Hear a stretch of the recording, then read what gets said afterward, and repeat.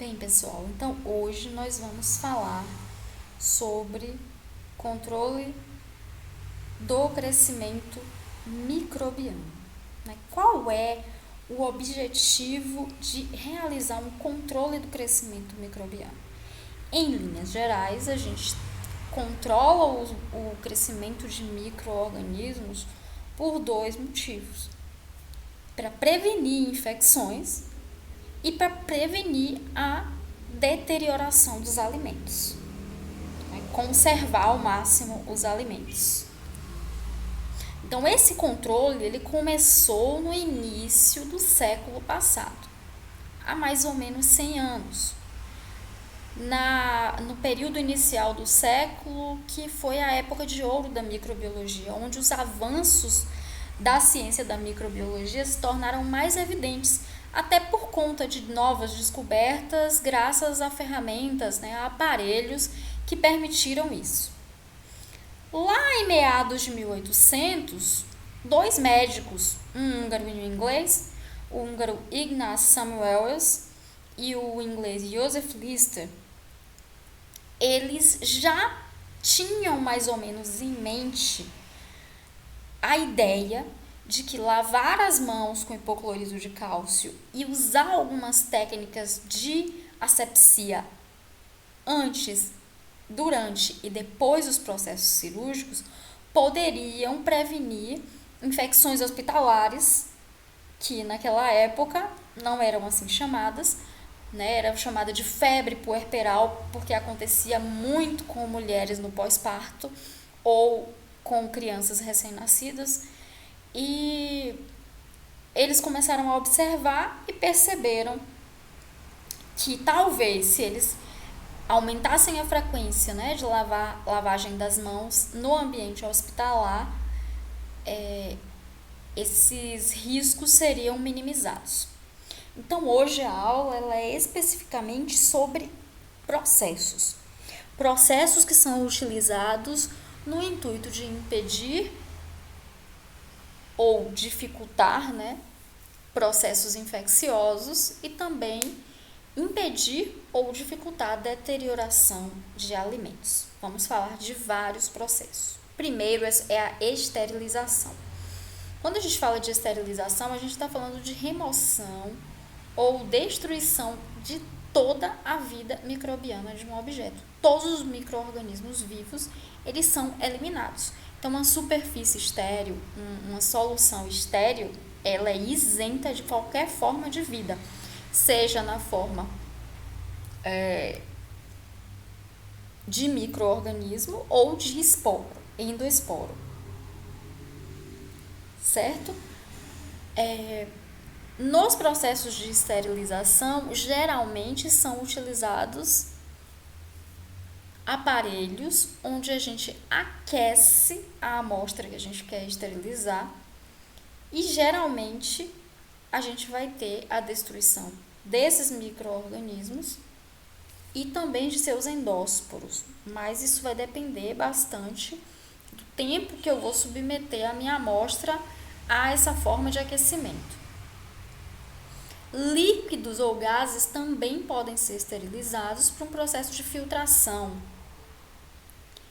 E o nome do aparelho ou da substância que promove a esterilização é esterilizante. Temos um tipo específico de esterilização comercial, que é chamado de esterilização comercial. Nesse processo, a gente vai tratar com calor, uma quantidade suficiente de calor, enlatados principalmente, mas também qualquer tipo de conserva, né? Pode ser em vidro mesmo. Principalmente para evitar que na conserva o Clostridium botulinum se crie. Então, principalmente em enlatados de palmito, ervilha, milho, champignon, pode existir, né, durante o processo de durante a produção lá na linha de produção da indústria, pode acontecer uma contaminação por Clostridium botulinum. Quando eu realizo a esterilização comercial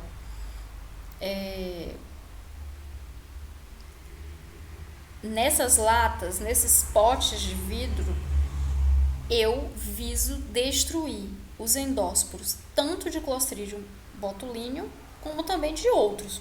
Mas por que especificamente do Clostridium botulinum? Porque ele sim é um micro-organismo que geralmente encontra-se presente nessas conservas e que tem uma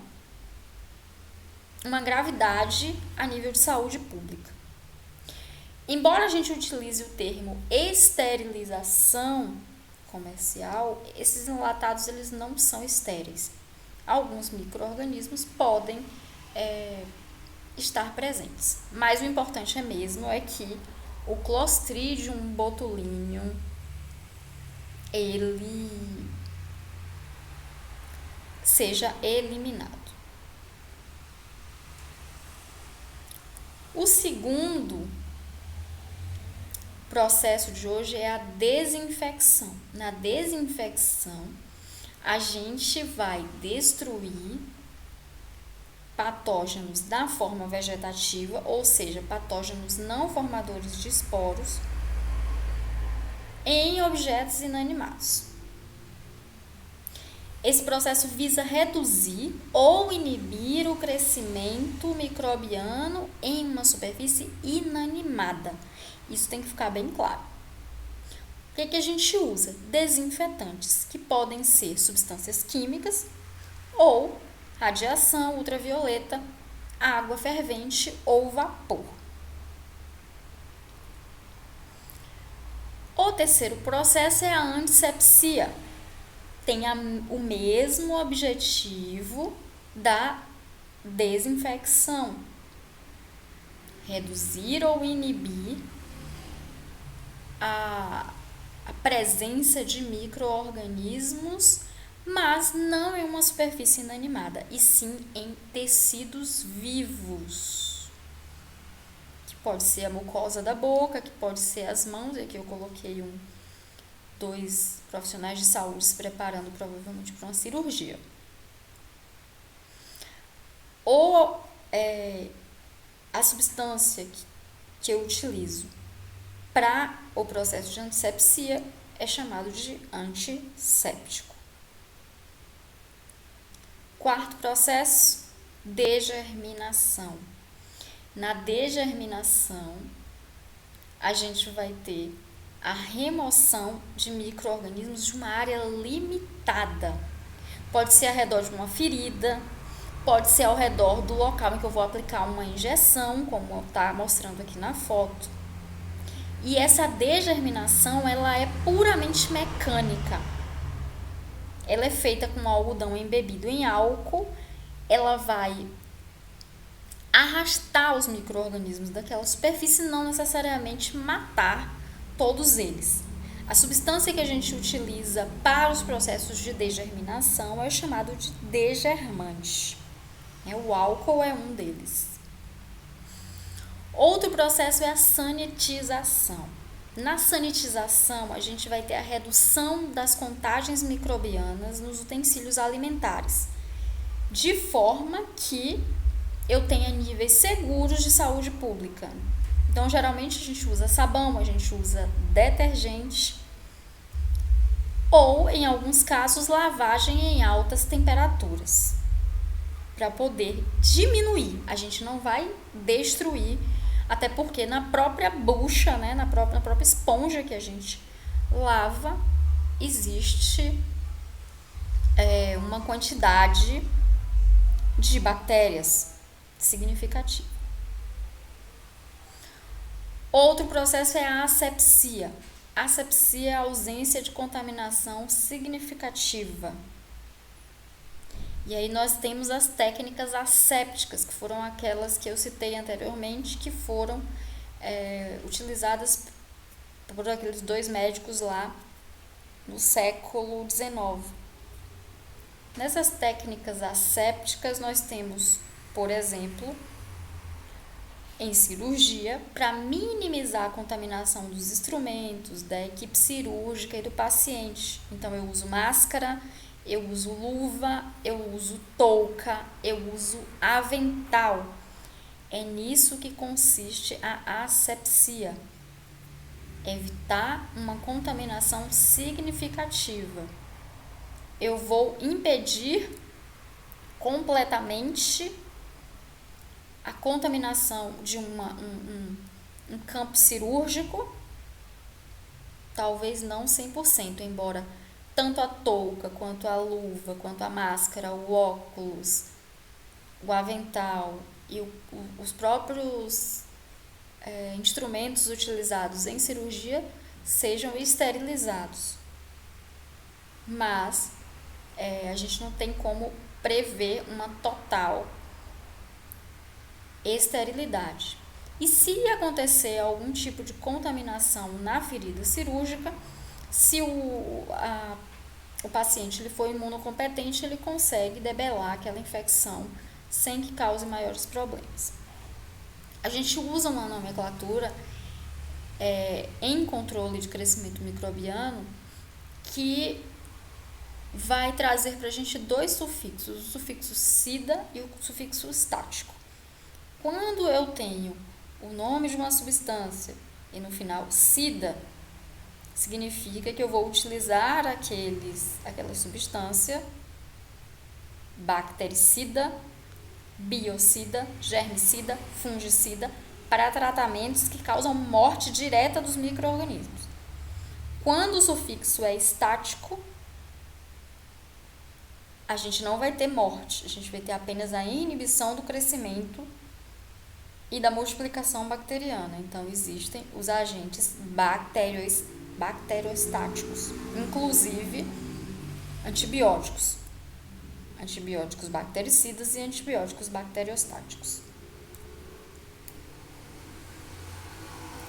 Bem, taxa de morte microbiana. As populações bacterianas que são aquecidas ou tratadas com substâncias químicas antimicrobianas tendem a morrer a uma taxa constante. Como é isso? Bom, a curva de morte, que a gente está representando aqui nesse gráfico, de forma logarítmica, vai mostrar que a linha vermelha aqui, essa taxa de morte constante como uma linha reta. O tempo necessário para a morte de uma população microbiana é proporcional ao número de organismos, de micro-organismos. Então, vamos lá. Por exemplo, eu tenho uma população de 1 milhão de micro-organismos. E aí eu trato por aquecimento esses 1 milhão de micro-organismos por 1 minuto. E eu percebo que 1 minuto depois de tratar eles com aquecimento, 90% vão morrer. Então, fica me sobrando aí 10 mil, né? Mas é isso mesmo, 10 mil micro-organismos. Aí eu submeto novamente a mais 1 minuto e aí desses 10 mil morrem 90% e aí me sobra 1.000. Enfim, e assim sucessivamente até que eu destrua todos os micro-organismos. Por isso que é interessante aquecer durante o máximo de tempo possível. Mas o que é interessante para a gente é entender que essa taxa de morte, ela é constante, ela é uma constante. Bom, vamos falar agora um pouco sobre ações dos agentes de controle microbiano. Então, eles podem alterar a permeabilidade da membrana. Isto se a gente colocar esses micro-organismos num ambiente com variação osmótica bem significativa, seja hipo ou hipertônica.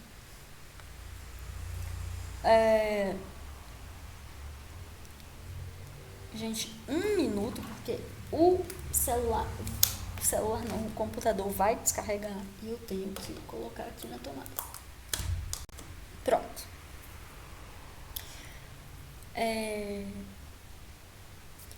Segundo tipo de ação, danos às proteínas e ácidos nucleicos. Proteínas estruturais, se elas desnaturam, elas vão mexer com a estrutura da bactéria, principalmente se forem proteínas de membrana. E se forem enzimas, elas vão desnaturar e vão perder a função. Isso mexe com o metabolismo completamente do micro-organismo. Ácidos nucleicos formam o nosso DNA, e o deles também. Se os ácidos nucleicos são também atingidos por esses agentes antimicrobianos, o que acontece? A gente vai ter a perda da estrutura da dupla hélice. Então, calor ou produtos químicos rompem ligações entre cadeias de aminoácidos, no caso das proteínas, e das ligações entre bases nitrogenadas na molécula de DNA. Geralmente são ligações de hidrogênio e pontes de sulfeto. Isso altera completamente a estrutura e mexe no funcionamento do metabolismo microbiano, levando esses indivíduos à morte. Vamos falar agora de métodos físicos de controle microbiano e métodos químicos. Vamos começar com os métodos físicos. Calor úmido. O calor úmido representa um dos métodos mais comuns de conservação de alimento. O calor, há muito tempo, já se sabe que ele é usado para a eliminação de micro-organismos. O calor úmido, ele vai destruir os micro-organismos pela desnaturação de suas enzimas. Então, existem alguns tipos de calor úmido que a gente pode utilizar. Primeiro é a fervura, que vai, como eu falei, desnaturar as proteínas. 10 minutos já é um tempo, é a menor temperatura que os micro-organismos em uma cultura líquida serão destruídos. É o que a gente chama de ponto de morte térmica. Então, a gente deve ferver a água, se a gente quiser esterilizar ela, por no mínimo 10 minutos. Ou por mais algum tempo. Lembrando que alguns endósporos podem resistir à fervura por mais de 20 horas. Então, eu posso ficar lá fervendo 20 horas uma água e ainda assim esses endósporos suportarem a temperatura e o tempo de fervura. Baseado nisso, o calor úmido não é um meio de esterilização confiável. Porque se em 10 minutos eu destruo as formas vegetativas, eu às vezes preciso de 20 horas para destruir os endósporos. Esse é o ponto de morte térmica. Já o tempo de morte térmica seria a duração de tempo necessária para destruir todas as bactérias de uma cultura líquida. Nesse caso aqui, 20 horas, no caso dos endósporos.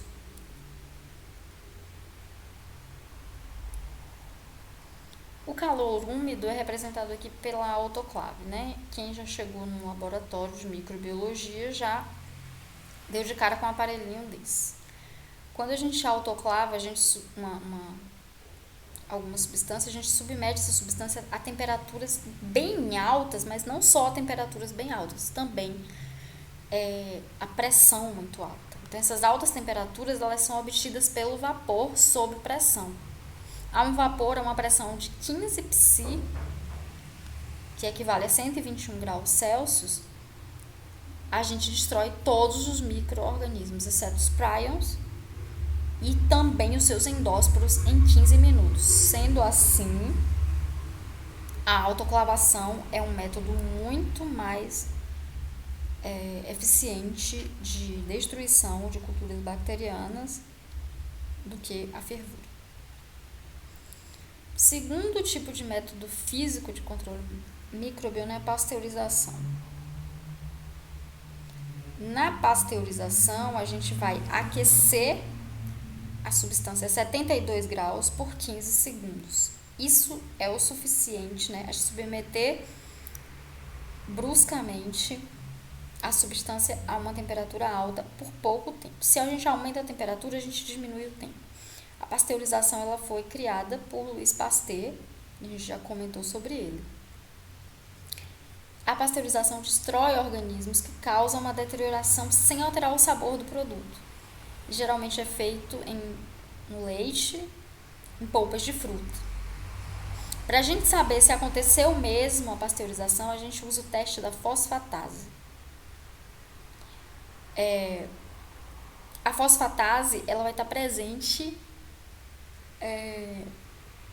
no leite, por exemplo, antes da pasteurização. Mas com o aumento da temperatura, ela é desnaturada. Então, depois do processo de pasteurização, eu faço o teste. Se ela estiver presente, a pasteurização não aconteceu como deveria. Se ela já não estiver presente, é porque o leite, a polpa de fruta, o suco já foi pasteurizado. Esterilização. Na esterilização, a gente vai aquecer pelo vapor a substância a 140 graus por 4 segundos. Tá vendo? Aumentou a temperatura, diminui o tempo. É o caso do tratamento UHT, Ultra High Temperature, utilizado nos leites de caixinha que a gente compra no mercado. Esse tratamento UHT, ele acaba também, de alguma forma, destruindo alguns nutrientes, né? Temperatura muito alta. Então, esse leite ele não é tão nutritivo quanto o leite in natura. A gente tem, depois desse processo de aquecimento, vai acontecer o resfriamento em uma câmara a vácuo. E depois, esse leite, ele é embalado hermeticamente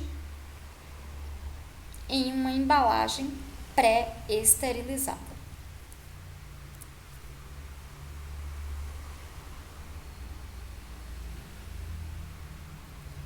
Bem, o quarto é a esterilização por calor seco. Nesse tipo de esterilização, a gente vai ter a destruição dos micro-organismos por efeito de oxidação. Então, a gente tem dois tipos, a chama direta ou a incineração. A gente faz muito chama direta quando a gente está no laboratório de microbiologia e a gente submete a nossa alça de platina, que a gente faz a semeadura nas placas, à chama do bico de Bunsen para que ele chegue a essa coloração em brasa, e aí a gente sabe que aconteceu mesmo a esterilização, para poder semear outra cultura, para não haver cruzamento. Como que é o nome? Para não acontecer contaminação cruzada. Exatamente isso. O segundo é a incineração, que a gente utiliza geralmente para lixo hospitalar, por exemplo, ou outro tipo de lixo que a gente queira realmente destruir os micro-organismos. Existe também a esterilização em ar quente no forno, quando a gente submete a nossa amostra a uma temperatura de 170 graus por 2 horas. A gente consegue ter certeza que tudo foi morto. O quinto é a filtração. Na filtração, a gente vai ter a passagem de um líquido por um material semelhante a uma tela, com poros pequenos e suficiente para reter os micro-organismos. Esses poros eles têm que ser, obviamente, menores do que os micro-organismos, para que esses micro-organismos fiquem retidos nesse filtro. A filtração é muito utilizada para esterilizar materiais que são sensíveis ao calor, como enzimas, vacinas, antibióticos. E nas salas de cirurgia existem esses tipos de filtro que recebem já do lado de fora para dentro, né? Se você abrir a porta, recebem o ar filtrado, porque o ambiente cirúrgico ele tem que ser o mais estéril possível. Baixas temperaturas também são agentes físicos de controle do crescimento bacteriano, microbiano. Mas o efeito vai depender do micróbio, porque a gente viu que existem vários micróbios de várias espécies e cada um tem a sua especificidade de temperatura, vivem vários tipos de temperaturas. E também da intensidade da aplicação. Então, de 0 a 7 graus, eles não conseguem se reproduzir nem sintetizar toxinas, ficam no estado latente. Quando a gente refrigera um alimento, por exemplo, a gente coloca aqueles organismos em bacteriostase. Eles não conseguem nem se multiplicar, nem crescer, nem fazer o metabolismo funcionar. Então, as baixas temperaturas, elas, em sua maioria das vezes, elas não destroem os micro-organismos, né? Não são microbicidas, são microbiostáticas. E o ultracongelamento, ele vai diminuir as reações químicas, mas pode comprometer a estrutura das proteínas, e se essas proteínas forem enzimas, elas vão desnaturar. Bactérias patogênicas, elas não crescem em temperaturas de refrigerador, ficam ali latentes, até que você queira descongelar. Então, congelar e descongelar é um perigo. Qual que é o problema? A gente, por exemplo, descongela, aí pega uma parte, usa, né? Aí pega a outra parte e congela de novo e depois descongela. Durante o processo de descongelamento, 1/3 da população vegetativa, ela começa a despertar, né, do período de latência. E aí, se você congela de novo, ela volta para a forma vegetativa, mas ela pode ainda sobreviver por um ano. Então, durante aquele período que você tira, por isso que não é recomendado você descongelar fora da geladeira. Você tira, deixa descongelando durante a madrugada o frango em cima da pia, a probabilidade daquelas bactérias elas descongelarem, voltarem ao seu metabolismo e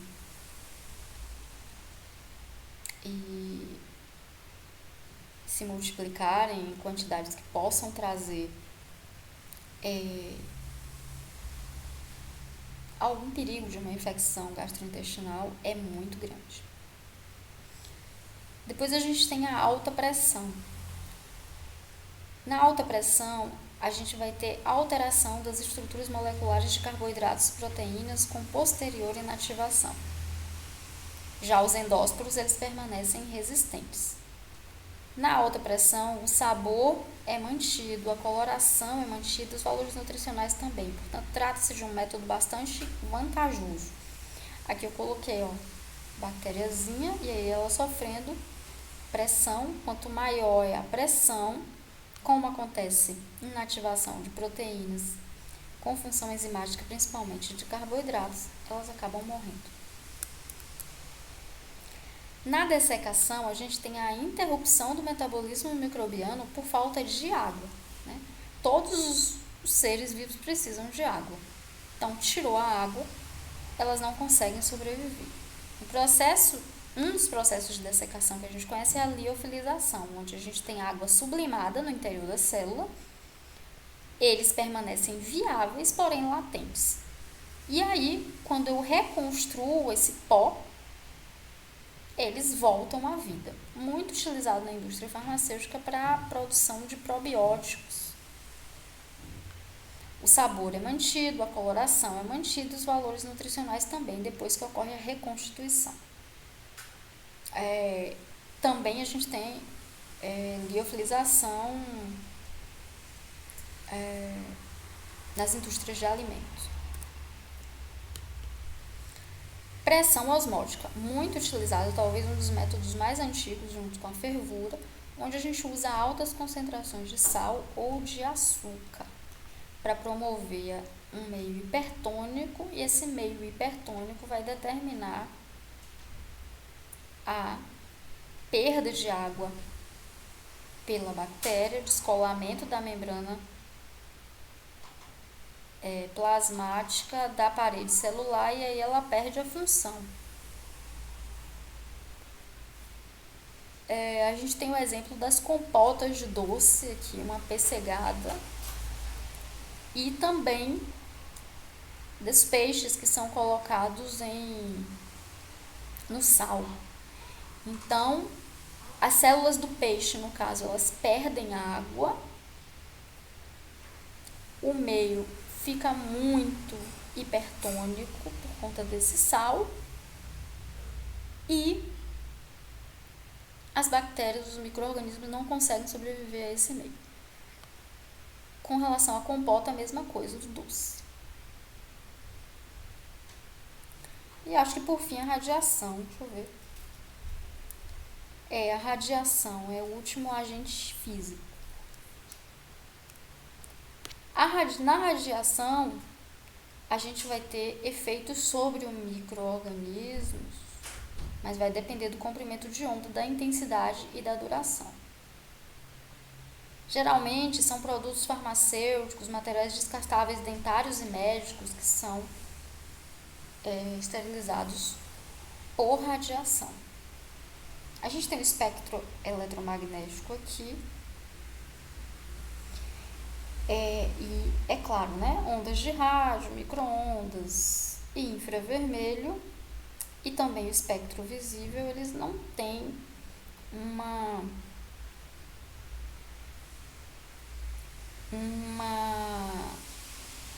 um poder de esterilizar esses produtos. São ondas muito longas, portanto, são ondas de pouca energia. Agora, a partir das ultravioletas até os raios gama, aí a gente sim tem ondas com comprimento de onda mais curto e, portanto, de alta energia. São as chamadas radiações ionizantes e não ionizantes. A radiação ionizante, que é aquela dos raios gama, ela funciona no processo de esterilização como? Ela vai ionizar a água. A partir desse processo de ionização da água, o hidrogênio vai sair, vai se formar radicais hidroxila, e esses radicais hidroxila podem reagir com moléculas orgânicas, principalmente com os ácidos nucleicos, e aí podem causar mutações, translocações, deleções, problemas no material genético. E aí o DNA pode ficar tão instável que leva à morte do micro-organismo. Já a radiação não ionizante utilizada é a luz ultravioleta. Ela também causa danos no DNA, formando dímeros de timina. Sendo assim, o pareamento não acontece direito, a replicação também não acontece direito, e então a gente vai ter um DNA defeituoso que vai levar, consequentemente, à morte da bactéria.